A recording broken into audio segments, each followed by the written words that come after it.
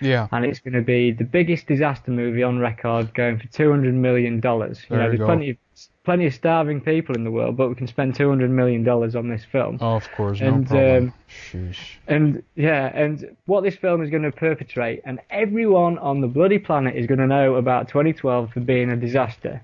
So if what I'm saying is this idea of a mind before matter situation, if the general population are all believing that 2012 is going to come around and it's going to be a disaster, our consciousness could end up manifesting that for us. And the problem we've got is obviously that the people in power have the the technology to survive such a thing, and the general population don't. It's all about the manifestation of a disaster that they're trying to swing their way by putting out this information to the public.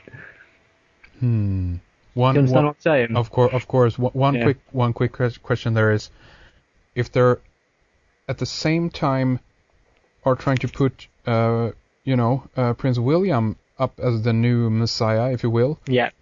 Are they Yeah. at the same time also trying to destroy everything that they are building up here then around 2012?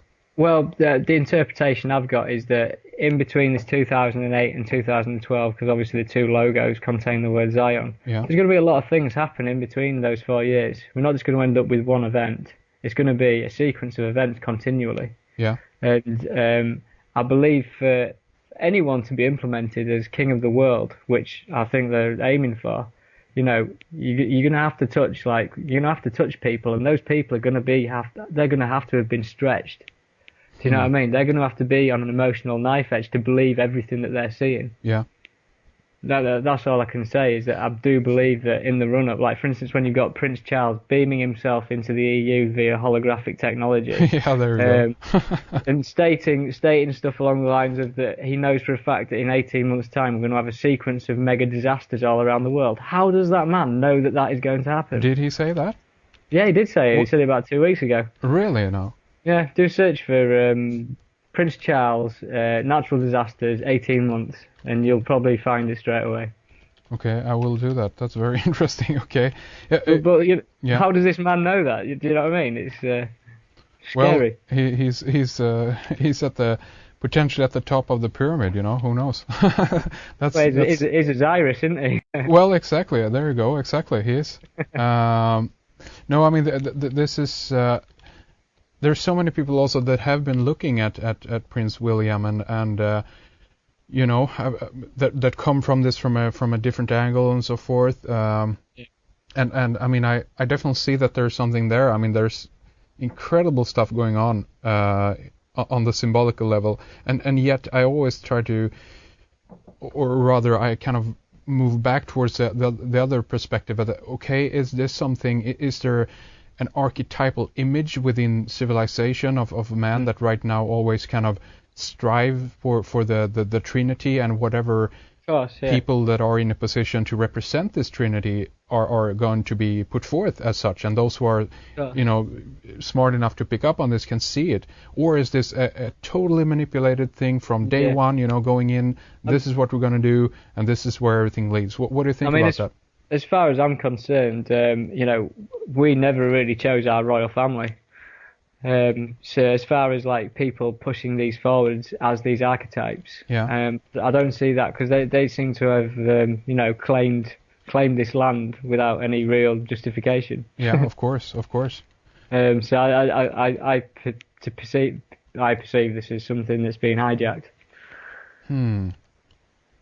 You know what? I mean, obviously, all of this could be at the very least just my creative brain coming up with a brilliant story. I think, I mean, I agree with you on one level. I always keep the other door open, but that doesn't mean that I reject either one of the theories. I'm totally for with what you're saying here. I mean, it's I totally agree. It's I mean, it's incredible when you think about it. And you know what?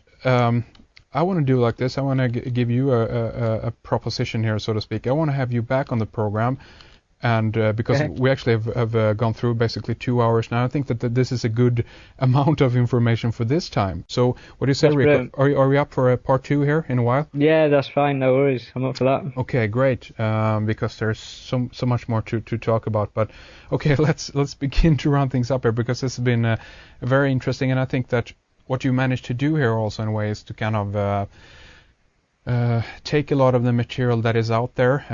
There's basically, this is the grand, idea of what is happening in, within one perspective. If you collectively bring in a lot of different research, I don't know how you have come up with a lot of these answers, but I'm certainly familiar with a lot of the concept that you present, and this, I would reckon at least, are building upon other people's research, like everyone from Jordan Maxwell to, as you said, Manly P. Hall, to Graham Hancock, to Matthew DeLuce, to, there's tons of people out there, right? Yeah.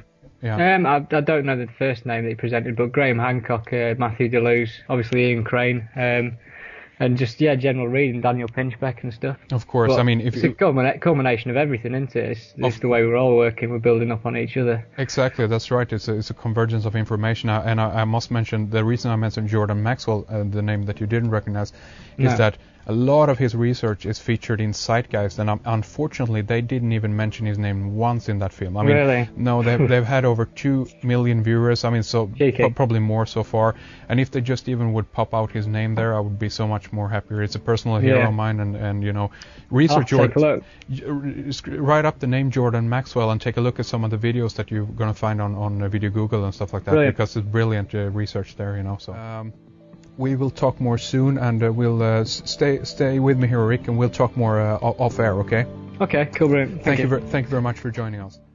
Welcome to the next stage in our journey to the Olympic and the Paralympic Games in London in 2012. And I will never tire of saying that. The Olympic spirit is about finding the best in ourselves. London 2012 will be that and more.